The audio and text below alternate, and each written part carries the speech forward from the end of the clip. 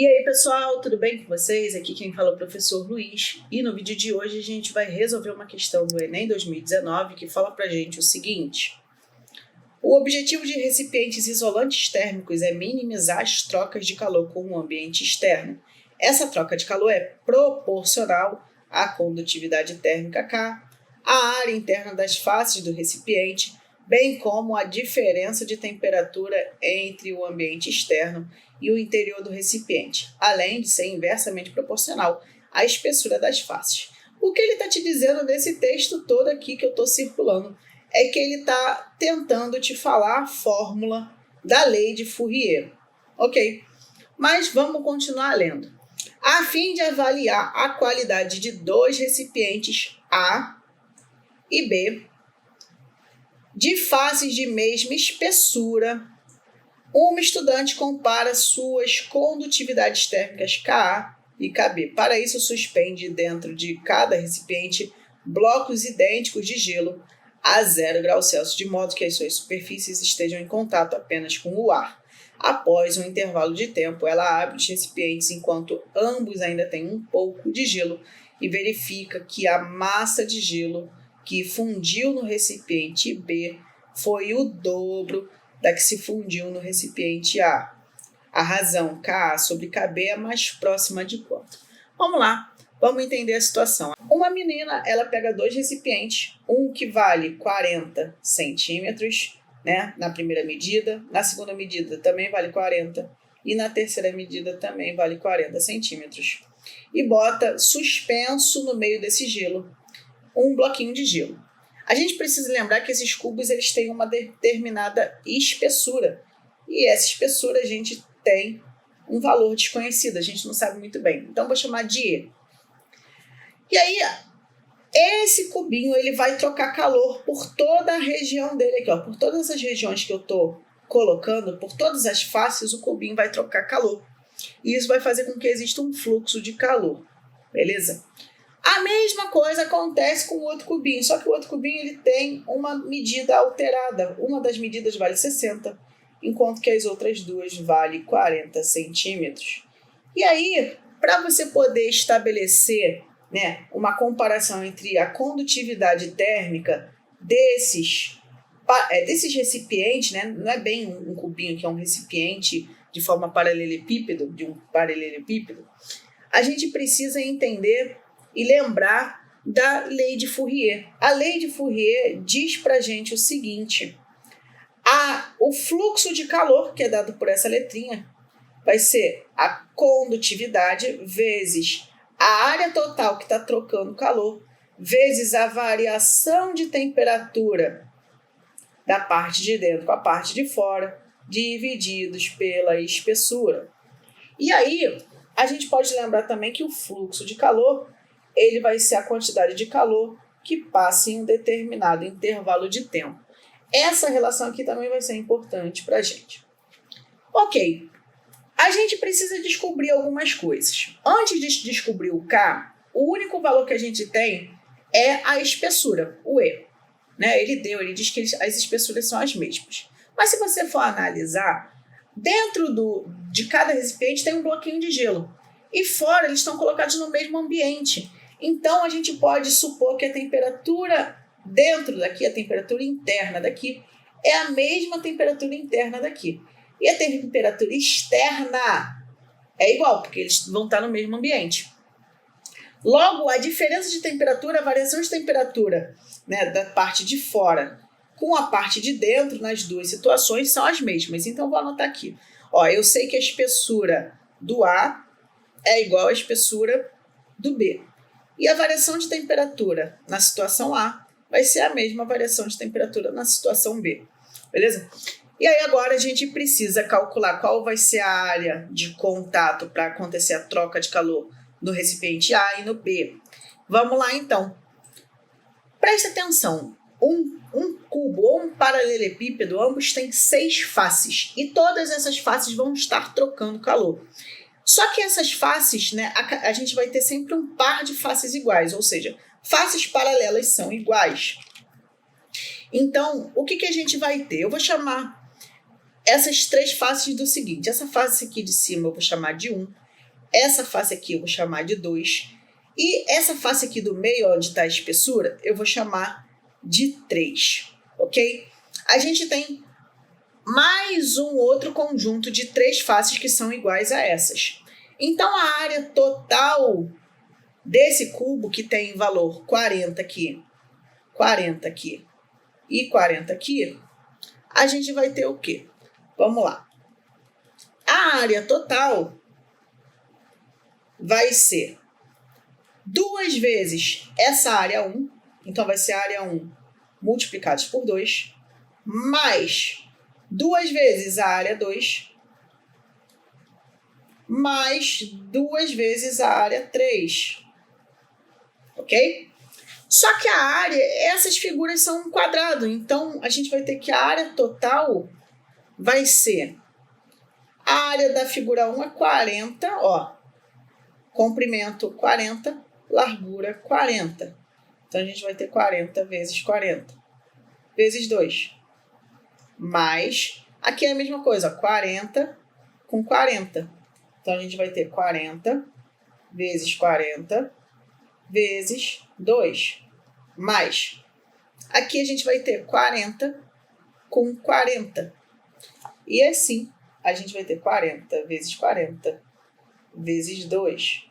Vamos fazer o produto disso aqui, né? Então, você vai ter o seguinte, 40 vezes 40, 4 vezes 4, 16. Coloca os 2 zeros, 1.600 vezes 2. Isso vai dar também aqui 1.600 vezes 2, porque o valor da conta é o mesmo. E aqui, pelo fato da conta ser a mesma, também vai ser 1.600 vezes 2. Só por formalismo matemático, esse 2 não era para estar aqui, era para estar fora. Deixa eu estar dando uma corrigida nisso. Pronto, show de bola. Isso aqui vai dar 3.200. Então, a gente vai ter 3.200 mais 3.200 mais 3.200. Se você fizer a soma desses 3.200 mais 3.200 mais 3.200, você vai encontrar 9.600 centímetros quadrados de área. Agora, a gente precisa fazer a mesma coisa de forma parecida, né? Não vai ser o mesmo cálculo, mas de forma parecida para esse paralelepípedo, né? O recipiente B. E aí, vamos lá, só para lembrar vocês, aqui é o recipiente A e aqui é o recipiente B. Novamente, o que a gente vai fazer? A gente vai fazer o seguinte, ó. A área total vai ser 2 vezes, ó, a área 1, 2 vezes a área 2 e 2 vezes a área 3. Então, vamos lá. A gente vai ter o seguinte, deixa eu escrever. A área 1 vezes 2, mais a área 2 vezes 2, mais a área 3 vezes 2. Vamos calcular a área de cada face. Essas faces são retangulares, a princípio tem uma face só que é quadrada, mas independente de ser quadrada ou retangular, o cálculo é o mesmo, né? Vai ser o valor multiplicado de cada medida. Então, olhando para a face 1, eu tenho que uma medida vale 60 e a outra medida, olha aqui para a setinha, vale 40. Então, você vai ter 60 vezes 40 vezes 2. Mais a área 2 é um quadrado. Então, você vai ter 40 com 40. 40 vezes 40 vezes 2. Mais a área 3. A área 3 vai ser 60, que é a base, e a altura vai ser 40. Então, vai ser 60 vezes 40 vezes 2. E agora a gente tem que fazer essa conta. Olha só, 40 vezes 40 vezes 2, a gente já sabe pela experiência dessa conta anterior que tem que dar 3.200. Então, tu já coloca aqui 3.200 para facilitar a tua vida. Pô. Vamos lá. A área total, então, vai ser 60 vezes 40, ó, 6 vezes 4, 24, coloca 2 zeros, e vezes 2, mais 3.200, mais esse cara aqui, ó, se você for olhar com muito cuidado, é igual a esse cara aqui. Então, a conta tem que dar a mesma, né? Vai dar 2.400 vezes 2. Vamos lá. 2.400 vezes 2, gente, dá 4.800. Então, a gente pode reescrever essa conta como 4.800 mais 4.800 mais 3.200. E isso aqui vai dar, se você somar isso aqui tudo, 12.800 centímetros quadrados. Beleza até aqui? Então, gente, a gente acabou de calcular a área total. E agora, a gente precisa analisar uma outra coisa. Ele fala que a massa de gelo que se fundiu no recipiente B foi o dobro da que se fundiu no recipiente A. E quando a gente fala de fusão, né, a fusão vai estar associada a uma energia, né, e exatamente o calor. Só que a gente vai estar falando de calor latente. Toda vez que a gente tem uma mudança de estado físico, a gente está usando essa expressão. E a massa, ela é diretamente proporcional à energia.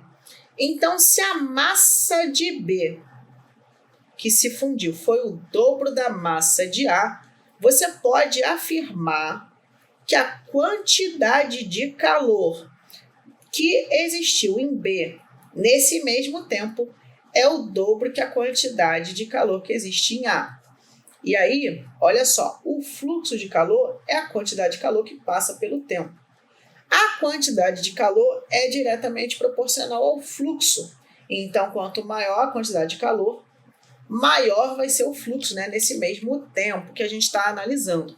Então, como a quantidade de calor B é o dobro da quantidade de calor A, você pode afirmar que o fluxo da quantidade de calor B é o dobro do fluxo da quantidade de calor A. Ok?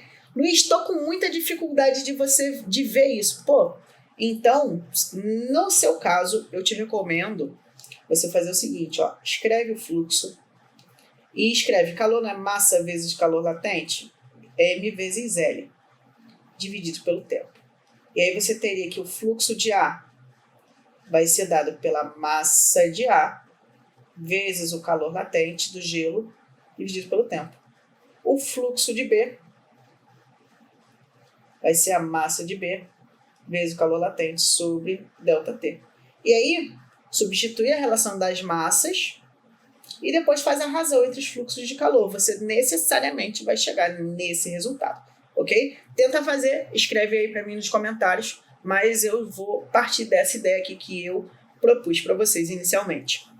Agora que a gente sabe a relação entre os fluxos de calor, a gente sabe a espessura, a variação de temperatura e a área total, a gente consegue calcular a condutividade térmica. Vamos lá, pela lei de Fourier, a gente tem que o fluxo de calor vai ser a condutividade, a área de contato vezes a variação de temperatura, divididos pela espessura. Eu quero encontrar o K, então eu vou isolar ele na minha expressão. Então, ó, esse E que está dividindo vai passar para o outro lado, multiplicando. Então, a gente vai ter que o fluxo de calor vezes o E vai ter que ser igual a K vezes A vezes ΔT. Observe que eu quero descobrir o K, galera. Então, eu vou isolar o A e o ΔT. Eles estão multiplicando aqui. Quando eles passarem para o outro lado, eles vão passar dividindo. Então, a gente vai ter o seguinte. O fluxo de calor vezes o E tem que ser divididos pela área vezes a variação de temperatura. E isso vai ser igual à condutividade térmica. Ok? Se você poderia deduzir essa expressão também se você conseguisse interpretar muito bem essa parte do texto que ele deu no enunciado. Mas se você souber da lei de Fourier de cabeça, isso aqui é meio caminho andado já. Beleza? Então, vamos lá. Vamos agora calcular KA e KB. O KA vai ser o seguinte, né? O fluxo de calor A vezes a espessura A sobre a área de A. Vamos lá. Recipiente A, 9.600. Então, eu vou colocar aqui, ó, 9.600. E a variação de temperatura é ΔT A. Calculamos. Agora, vamos calcular a condutividade térmica de B. E isso vai ser o fluxo de B vezes a espessura de B sobre 12.800, que é o valor da área. Olha só, a área que a gente encontrou foi de 12.800, vezes a delta θ B. Só que para a gente poder estabelecer um fator de comparação, eu vou substituir o fluxo de calor, a espessura e a temperatura para os valores de A. A gente sabe que o fluxo de calor de B é 2 vezes o de A, então vai ser 2 vezes o fluxo de calor de A vezes a espessura. Lembra só, a espessura de A é igual à espessura de B, então aqui vai ser a espessura de A sobre 12.800, nada mudou aqui, vezes a variação de temperatura. A variação de temperatura de A e B são iguais, então vou escrever delta θ. Beleza, Luiz, e agora? Socorro, essa questão é muito grande, muito difícil. Ela é uma questão chatinha mesmo. É uma das mais difíceis do Enem de calorimetria, né, de termologia.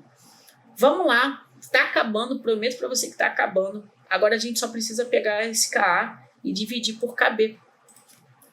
O Ka sobre Kb, que é o que ele pede na questão, a gente vai só substituir essas coisas. Então vamos lá. O Ka é fluxo, espessura sobre 9.600 delta θ. Então vamos lá. Fluxo de A vezes espessura de A sobre 9.600 vezes delta θ. Aqui embaixo você vai ter a mesma coisa, ó, 2 vezes o fluxo de A, lembra só o que você encontrou, vezes espessura de A sobre 12.800 vezes delta θ de A. Você tem uma divisão de frações e como você vai resolver essa divisão de fração, repete a primeira, ó, vamos repetir a primeira, fluxo de A, espessura de A sobre 9.600 vezes delta θ multiplicados pelo inverso da segunda. Vai ser 12.800 vezes delta θ A sobre 2 vezes o fluxo de A vezes a espessura de A. E agora que está ficando mais tranquilo, você pode cortar a espessura, pode cortar a variação de temperatura, pode cortar o fluxo. Vamos escrever como ficou isso aqui, depois desses cortes tramontinas que a gente fez. 12.800 foi o que sobrou em cima, e embaixo sobrou 9.600 vezes 2. E aí você vai, corta aqui, ó. Você vai ter 128 divididos por 96 vezes 2. Vamos fazer a divisão, né? A gente sabe fazer essa divisão aqui, ó. 128 por 2 vai dar 64. Então, a constante de A sobre a constante de B vai ser igual a, vamos lá, 64 divididos por 96. Você pode simplificar isso aqui, né? Por 2, vamos lá, se você não está vendo nenhum número, que nem eu, divide por 2 e vai indo na boa. 64 por 2 é 32, 96 por 2 é 48. E aqui você pode simplificar por 4. Simplifica por 4 os 2. 32 por 4 é 8. 48 por 4 é 12. E agora simplifica de novo por 4. E aí você vai ter 2 aqui em cima e 3 aqui embaixo. Essa conta você sabe fazer. Vai dar 0,666 e pontinho, pontinho, pontinho, pontinho. Então, o valor mais próximo disso vai ser a letra B. E a gente vai ficando por aqui. Desejo uma ótima semana, bons estudos e até a próxima. Tchau, tchau.